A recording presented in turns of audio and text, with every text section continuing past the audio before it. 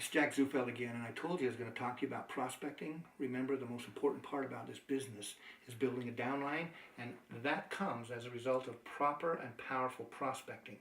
Well, there's an area of prospecting that I did not talk about in the last segment that's crucial, and it's exciting, and it's something you can do sitting in your home, using your computer, using the internet. But I'm not the expert on that, and so I asked somebody who is. This guy's amazing. His name is David Werner. David Werner, hi David, thank you so much for being here. You're welcome. David has experience on the internet that way exceeds anybody I know. I think you sold like $60 billion worth of loans or something like that? Yep, that's true. We created on the internet. On the internet, we created a platform that back in 1996 is when we started, and we've been eating, sleeping, and drinking the internet ever since. And so those of us who are not that savvy, listen to him, because he will show you now. Remember, we only have a 10-minute segment with you because we're keeping it short and sweet and to the point, and we're going to have how-tos sent to you that are typed up on how to apply what he's going to tell you right now, how to make your ability to create prospects from the internet actually happen. So what would be that? You said there were three things that people should do for sure. What are you talking about? I think so. I think the three things people should do to get started on the internet is they need to look at the evolving technology changes on the web. First of all, they need to be aware of social networking. Okay, explain. Social networking is a technology that people are allowed to put information into the computer about themselves, and the computer will take that information, will match it up with other people that might be related to the same social groups, and then will connect those people together. Okay, would it be fair to say social networking would be, let's name some big ones, like Facebook? Facebook? Name some more. I would say that some of the biggest would be Facebook, would be MySpace is one that tends to be a little more popular among the younger generation. Okay. You're going to find, you've probably heard Twitter out there on the news lately, a lot of the stuff, hey, Twitter this, Twitter that. What these are light technology tools that people opt into to communicate together.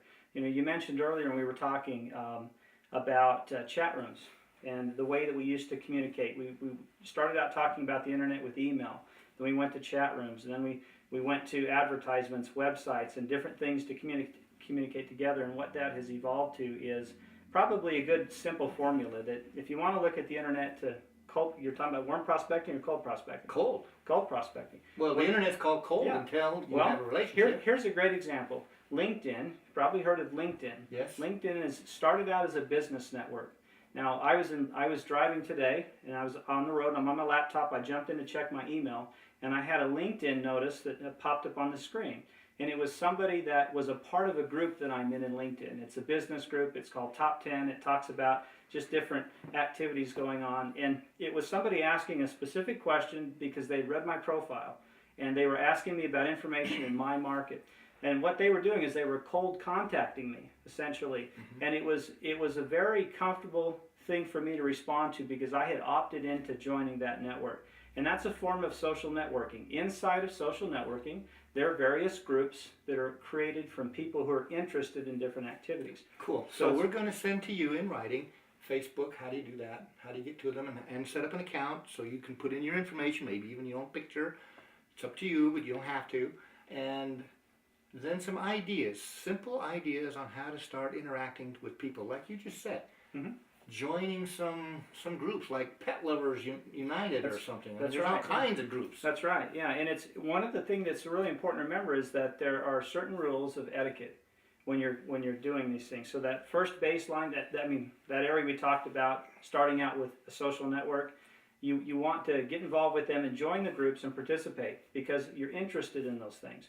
That creates a genuine connection between you and somebody. When somebody will recognize that on the internet, even if it's a cold contact, when you genuinely are interested in the subject. And that's the first thing. If you can be interested in anything, then you can start with that. So you send a little note out, say I'm interested in Dalmatian puppies or whatever, pets, cats, flying, it doesn't matter, skydiving. And you start talking and people will respond back and forth. And now they're acquaintances. That's right. And how you bring up the invitation to Tahisha Noni or to the Show Me the Money video is simply this. Hey, have you seen this new video out called Show Me the Money? If you haven't, let me know your email address. I'll send it to you. That can come from hundreds of contacts on the internet. Well, yeah, and it even goes further than that. Here's an example. You log into your social network. They have what are called walls. What a wall is just the page you see.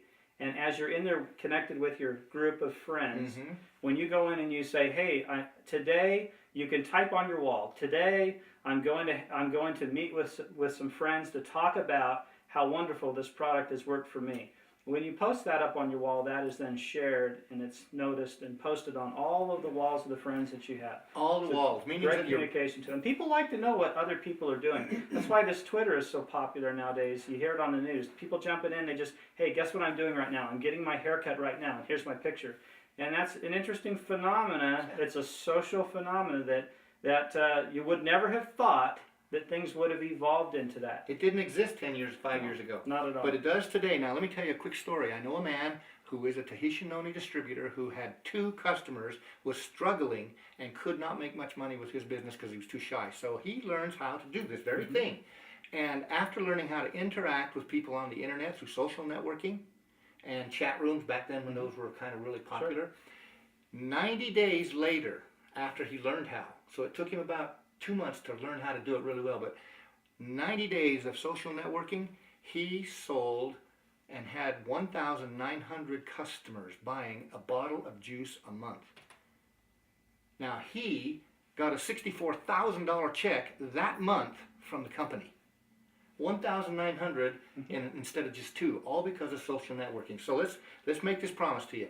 He's going to help us come up with 2 or 3 sentences with how do you find Facebook, how do you find LinkedIn. By the way, I signed up with LinkedIn maybe 5 months ago, and I found out just yesterday that I have 2,050,000 people linked to me.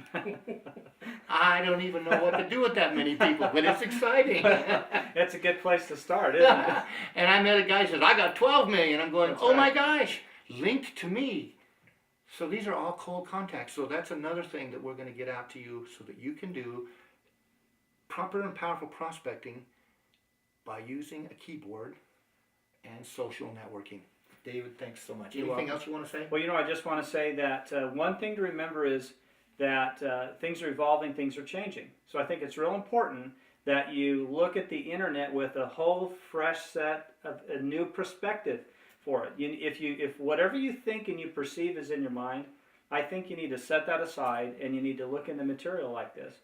And I think you need to take that approach and revisit it as a tool for building your networking business. That's right. And don't be afraid. Anyone can do it. My 87-year-old mother is learning to do it and is doing it well.